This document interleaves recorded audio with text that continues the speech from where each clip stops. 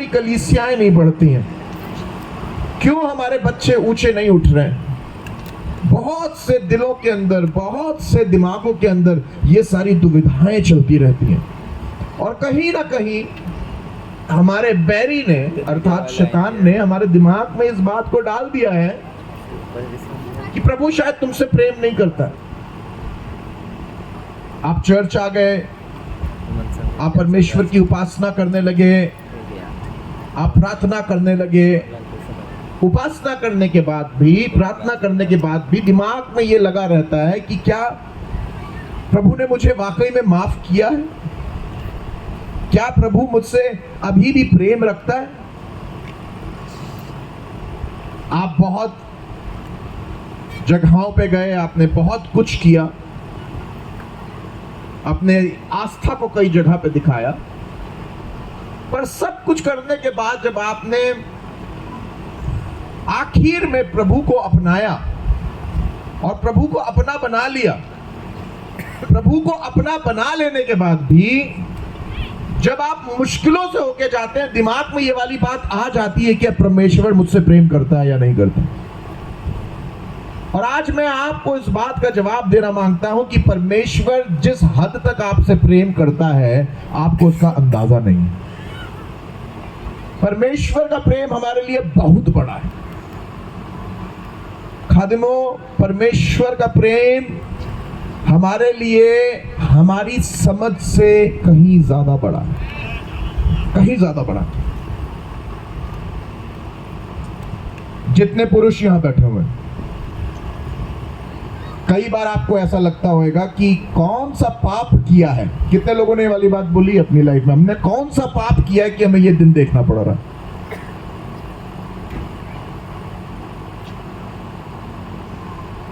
प्रभु के लोगों, आज आपको इन सब बातों का जवाब मिलेगा। कितने लोग जानना मांगते हैं कि प्रभु का प्रेम क्या हमसे अभी भी उतना गहरा है?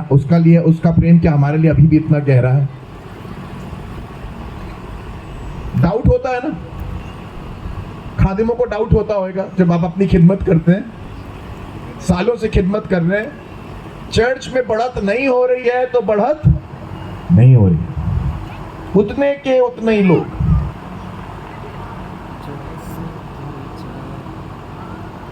एक सवाल है, क्या परमेश्वर ने मुझे वाकई में माफ किया है या नहीं किया? परमेश्वर किस तरह से आपसे प्यार करता है, यह आज आपको समझने की जरूरत है। मैं प्रभु की सेवा कर रहा हूं, कम से कम यह साल मेरा 26वां साल होएगा सेवा का, 26वां साल। और 26 साल की सेवा में मैंने देखा है कि बहुत जो प्रभु में चलने वाले लोग होते हैं, उनके पास भी ये सवाल होता है, क्या प्रभु मुझसे प्रीति रखता है? एक दिन की बात है, एक बिशप साहब मेरे पास आए। उन बिशप साहब की उम्र कम से कम 70 साल की थी और सेवा कर रहे थे वो, और मैं एक मीटिंग प्रीच कर रहा था।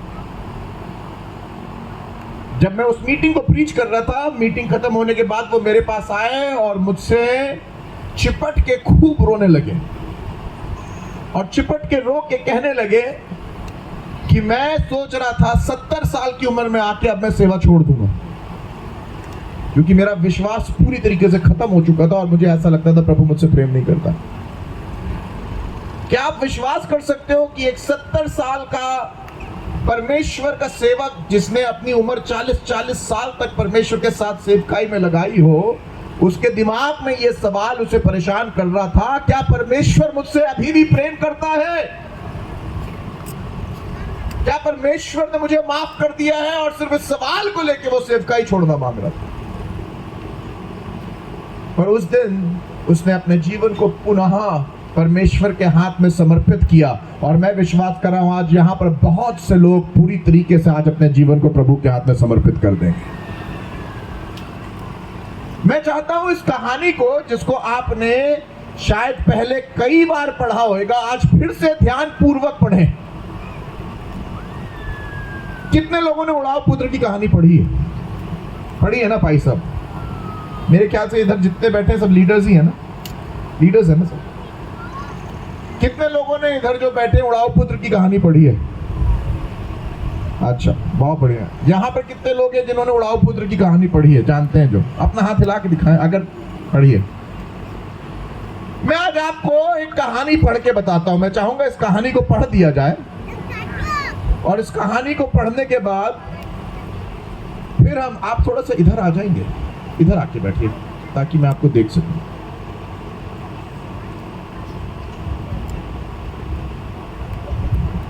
या ऊपर आ जाइए, यहाँ आ जाइए।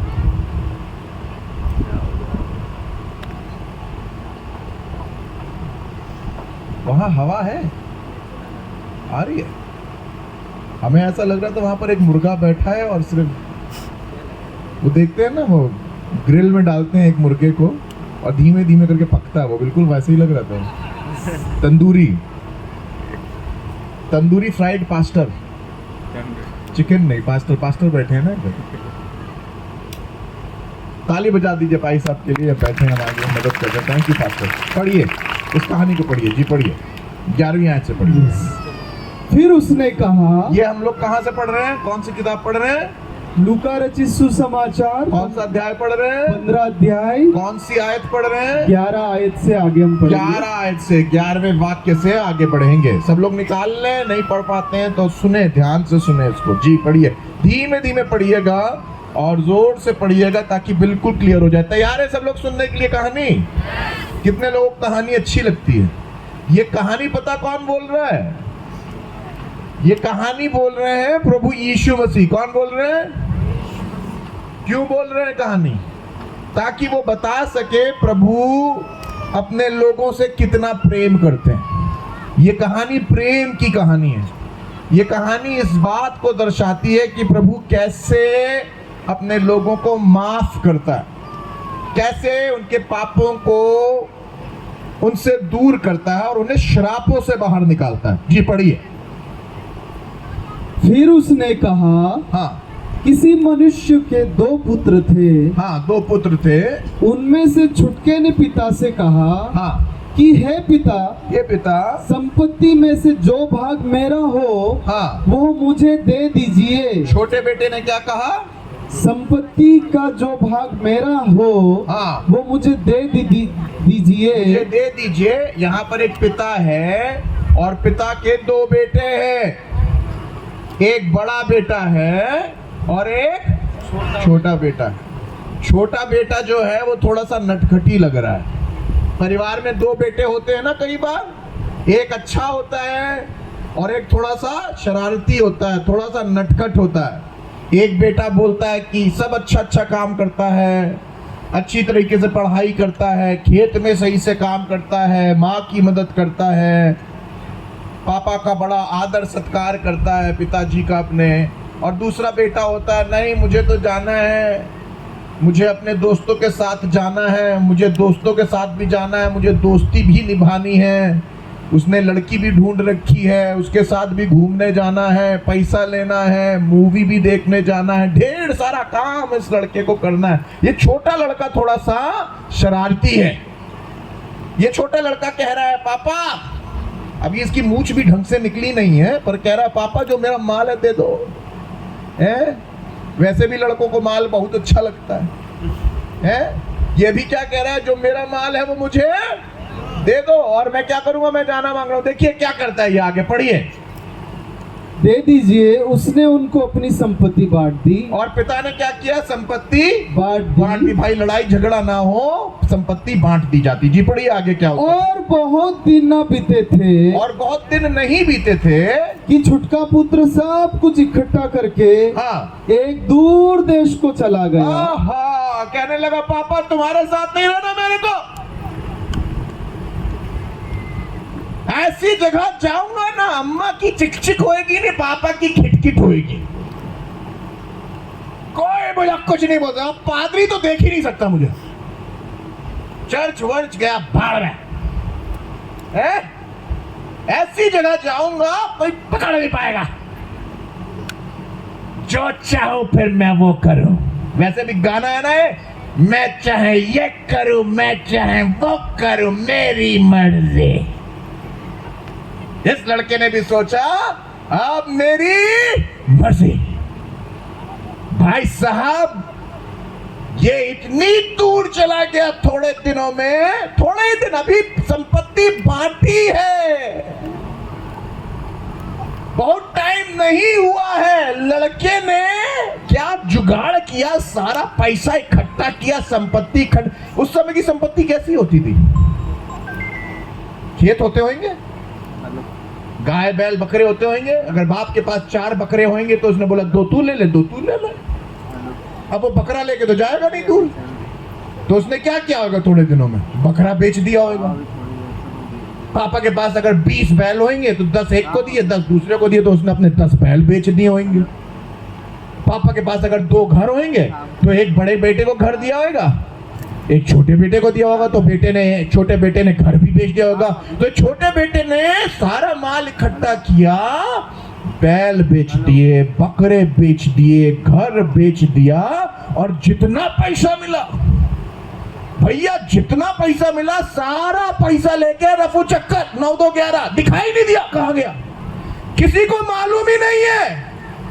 जो उसका फोन था ना, फोन उसमें जो सिम कार्ड लगा था, सिम कार्ड भी निकाल के तोड़ के फेंक दिया, बोला कॉल ही नहीं कर पाओगे, जाओ। इतना शाना था ये, इतना तेज लड़का था, जिसने अपना सिम कार्ड निकाल के फेंक दिया, अपना पुराना फोन नंबर फेंक दिया, किसी को कुछ नहीं बताया, और ये सब लेके क्या लिखा हुआ, दूर देश को चला गया। सब लोग बोले कहां गया? अरे दूर तो ऐसे बोल रहे हैं जैसे पास है, दूर दूर देश को। कहां गया? दूर देश को चला पड़ोसी को बोलो दूर गया। प्रभु के लोगों, तुम लोग बड़ा दूर मत जाना प्रभु से। कहां चला गया? दूर। फिर जाओ यार, तुम लोग जवान सही से बोल भी नहीं पाते हो, हैं? बाइक लेके तो कहां कहां भागते हो तुम लोग? बोलो दूर गया। कहां गया? दूर चला गया। भैया ये बड़ा शाना आदमी है, पड़ोसी को बोलो शाना नहीं बनना भाई, है? दूर चला गया दूर। अच्छा देखिए आगे देखिए क्या होता, फिर देखिए क्या होता। और वहां हाँ कुकर्म में अपनी संपत्ति उड़ा दी। अरे बाप रे, बाप रे, हैं? कहां उड़ा दी? कुकर्म में 2 काम होते हैं, एक होता है सुकर्म और एक होता है कुकर्म। सुकर्म मतलब अच्छा काम, और कुकर्म यानी कि, अरे बोलोगे नहीं क्या, देखते ही रहोगे। हाँ, इसने कहां उड़ा दी सारी संपत्ति? पहले दिन बकरे का पैसा बेच दिया था जो, वो खा लिया। फिर थोड़े दिन में जो गाय बैल बेचे थे उसका पैसा खा लिया। फिर थोड़े दिन में जो घर बनाया था उसका पैसा खा। मुझे अभी तक तो पता नहीं चल रहा है इसने कौन से काम में अपनी संपत्ति का पैसा उड़ाया है, पर बाइबल बताती है कुकर्म में बेचा, सारा पैसा इसने बर्बाद कर दिया। ये कुकर्म क्या है मालूम नहीं, पर बाइबल बता रही है कुकर्म। इस लड़के ने सारा पैसा लिया और सारा पैसा लेके किस में बिता दी? जोर से बोले, किस में बिता दी? बाइबल के अनुसार कुकर्म का मतलब है वैश्याओं के साथ जाके सोना। ये रोज अपना पैसा लेके जाया करता था और कोठे पे जाके खड़ा हुआ करता था, वहां पर किसी एक वैश्या को देखता था, बोलता ये वाली खूबसूरत है, मुझे इसके साथ सोना है। आता होगा एक आदमी वहां से, दलाल कहता होगा अरे छोटा सा लड़का तू क्या कर रहा है? बोला नहीं, कितना पैसा चाहिए, कितना पैसा चाहिए? बोलता नहीं, हम छोटे लड़कों को नहीं देंगे ये सब काम। बोलता तुम्हें कितना पैसा चाहिए मुझे बताओ, मैं दूंगा पैसा। बोला नहीं नहीं, हम बच्चों को लिए नहीं है ये सब काम, कुकर्म है ये। दलाल भी बोलता होगा गलत काम कर रहा है बेटा, तू छोटा है, क्या कर रहा है, गंदे काम में जा रहा है। ना, पैसा दूंगा, ले पैसा। ये छोटा सा लड़का एक वैश्य लेके कमरे में जाता है, बंद कर देता है कमरा, कुकर्म करता है। और बाइबल बताती है ये ऐसा करता रहा और सारा पैसा खत्म।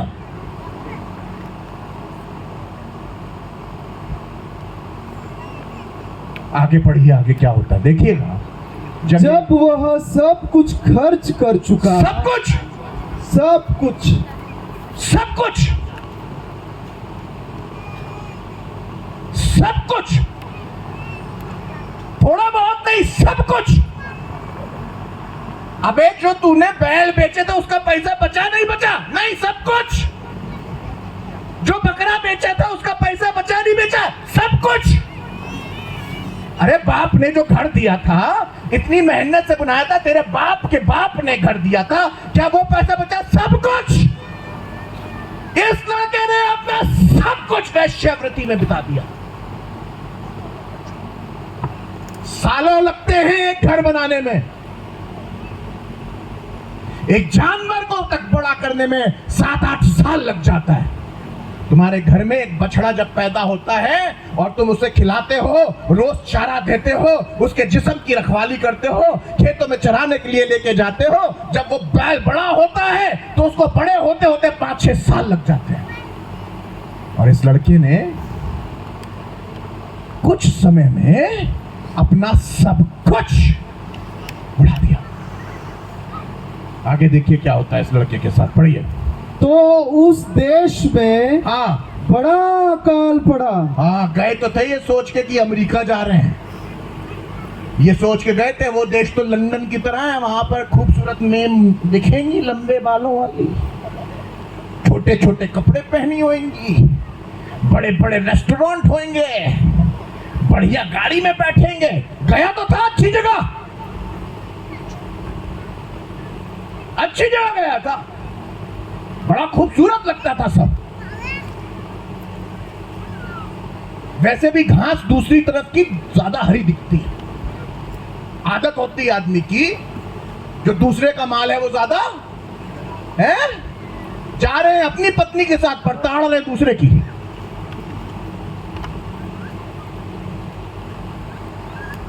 खेती कर रहे अपने खेत में, धान देख रहे दूसरे का। अरे अपना खेत देखना। जैसे प्रभु ने उसके खेत में फसल दिए, तेरे खेत में भी दे सकता है। जैसे प्रभु ने उसकी पत्नी को खूबसूरत बनाया है, तू अपनी पत्नी की केयर करेगा, वो भी खूबसूरत हो जाएगी। हालेलुया।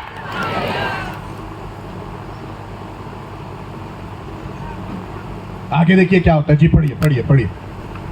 और वह कंगाल हो गया। अरे बाप रे बाप, बाप रे बाप। ये लड़का क्या हो गया बेटा? कंगाल। इसके पास कुछ नहीं बचा। कंगाल गया कैसे था? जब ये गया था तो कैसे गया था? ढेर सारा पैसा लेके गया था, धनवान बन के गया था। बिल्कुल ठीक बोला, पैसे के साथ गया था। गाय का पैसा, बकरी का पैसा, भेड़ का पैसा, घर का पैसा, जायदाद का पैसा, बाप दादाओं का पैसा, ढेर सारा पैसा लेके गया था। पर ये रोज वेश्याओं के साथ सो रहा था, रोज पैसा उड़ा रहा था। धीरे धीरे करके पता नहीं चला, कंगाल हो गया। और फिर जिस देश में गया था, बाइबल बता रही है उस देश में क्या पड़ गया? अकाल पड़ गया और ये कंगाल हो गया। आगे पढ़िए, देखिए क्या लिखा हुआ। और वह उस देश के निवासियों में से तो बोलने लगे,